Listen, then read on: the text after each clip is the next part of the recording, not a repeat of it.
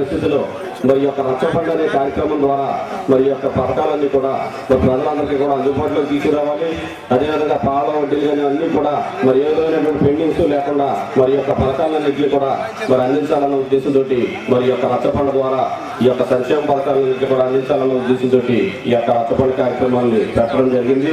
అదేవిధంగా మన అందరికీ కూడా తెలుసు మరి గతంలో మరి కార్డులు వెరిఫికేషన్ లో కానివ్వండి, అదేవిధంగా కార్డు ట్రాన్స్ఫర్స్ లో కానివ్వండి, అనేక రకాలుగా మరి ప్రజలందరూ కూడా ఇబ్బంది పడుతున్న తరుణంలో మరి వాళ్ళందరికీ కూడా మరి ఈ రోజే కూపన్స్ ఇచ్చి వాళ్ళందరికీ కూడా నిత్యావసర సరుకులు ఇచ్చే విధంగా కూడా మరి చర్యలు చేపట్టడం జరిగింది. అదేవిధంగా మరి గృహ నిర్మాణానికి సంబంధించి మరి గతం నుంచి కూడా బేస్మెంట్ వేస్తున్నటువంటి వారు మరి చాలా ఇబ్బందులు గురై మరి వాళ్ళందరికీ కూడా మరి ఈ హౌసెస్ కి సంబంధించినటువంటి రుణాలు ఇచ్చే విషయంలో, అదేవిధంగా పావలా వడ్డీకి సంబంధించినటువంటి